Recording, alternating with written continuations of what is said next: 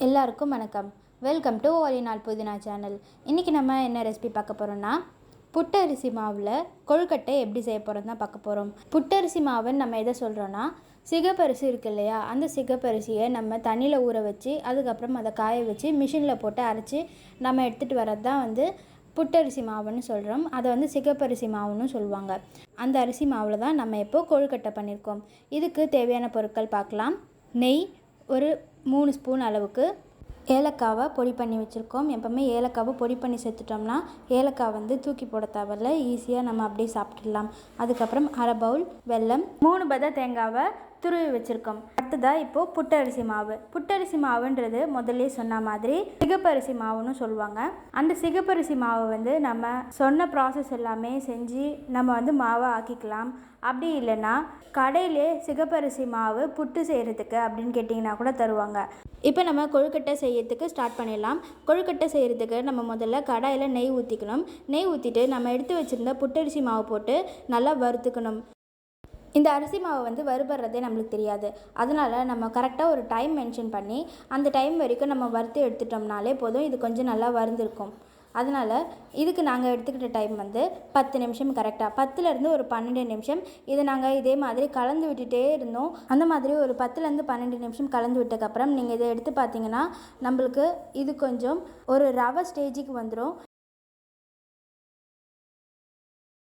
வறுத்த அந்த மாவை ஒரு பவுலில் தனியாக எடுத்து வச்சிடலாம். அதுக்கப்புறம் இப்போ நம்ம 1 கிளாஸ் அளவுக்கு அதே கடாயில் தண்ணி ஊற்றிக்கலாம். தண்ணி ஊற்றிட்டு நம்ம வெல்லத்தை சேர்த்துடலாம். வெல்லத்தை சேர்த்து நம்ம இப்போது வெள்ளைப்பாகு எடுக்க போகிறோம். இந்த கொழுக்கட்டையில் நம்ம சர்க்கரை சேர்த்துக்கல, வெல்லத்தை தான் சேர்த்து நம்ம பண்ணுறோம்.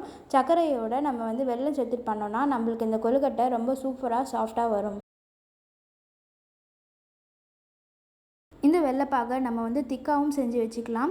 அப்படி இல்லைன்னா தண்ணியாகவும் செஞ்சுக்கலாம். அதாவது இதில் நாங்கள் அரை பவுல் வெல்லத்துக்கு 1 கிளாஸ் அளவுக்கு தான் தண்ணி ஊற்றிருக்கோம். இதில் நீங்கள் 2 கிளாஸ் அளவு கூட தண்ணி ஊற்றி செஞ்சுக்கலாம். நாங்கள் செய்யும் போது 1 டம்ளர் அளவுக்கு தண்ணி ஊற்றி வெள்ளைப்பாகை எடுத்துக்கிட்டோம்.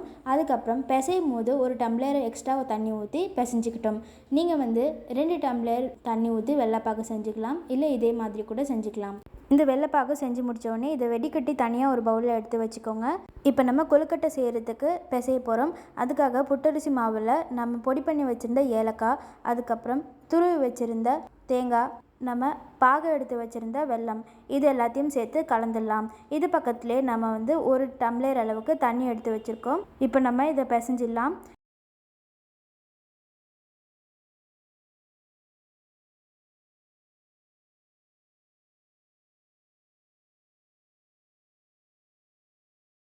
வெள்ளைப்பாகை ஊற்றி நம்மளுக்கு கொஞ்சம் தான் பிசைய முடியும். அது நம்மளுக்கு பத்தாது. அதனால் நம்ம ஏற்கனவே சொன்ன மாதிரி 1 டம்ளர் அளவுக்கு தண்ணி எடுத்து பக்கத்தில் வச்சுட்டு நம்ம கொஞ்சம் கொஞ்சமாக அதை ஊற்றி பிசைஞ்சிக்கணும்.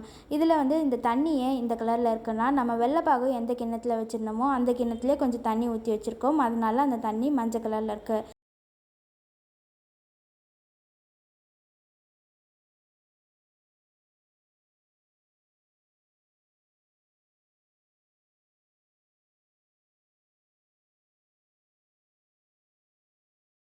அவ்வளோதான். இப்போ நம்ம கொழுக்கட்டை செய்கிறதுக்கு இந்த மாவை பிசைஞ்சு முடிச்சாச்சு. இப்போ நம்ம இதை வேக வைக்க போகிறோம்.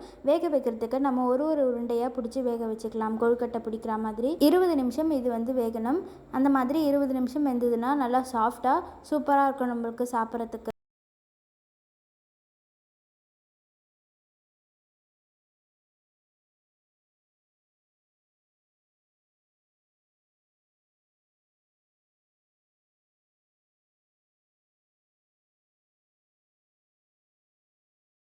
அவ்வளோதான். இந்த புட்டரிசி மாவு கொழுக்கட்டை செஞ்சு முடிச்சாச்சு. இந்த கொழுக்கட்டையை நம்ம இப்போ ஃபோக் ஸ்பூன் வச்சு எடுத்து பார்த்துடலாம். இது இப்போது நல்லா சூடாக இருக்குது.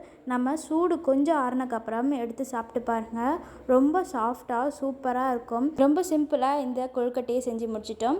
இது செய்கிறதுக்கு நம்மளுக்கு ஒரு 5 பொருள் தான் தேவைப்பட்டது. புட்டரிசி மாவு, வெல்லம், தேங்காய், நெய், ஏலக்காய். இதை வச்சு நம்ம இந்த கொழுக்கட்டையை செஞ்சு முடிச்சிட்டோம். இந்த ரெசிபி உங்கள் வீட்டில் செஞ்சு பார்த்துட்டு மறக்காமல் கமெண்ட்டில் சொல்லுங்கள். புதினாவின் வாசம் புத்துணர்வு தரும். தேங்க்யூ ஃபார் வாட்சிங்.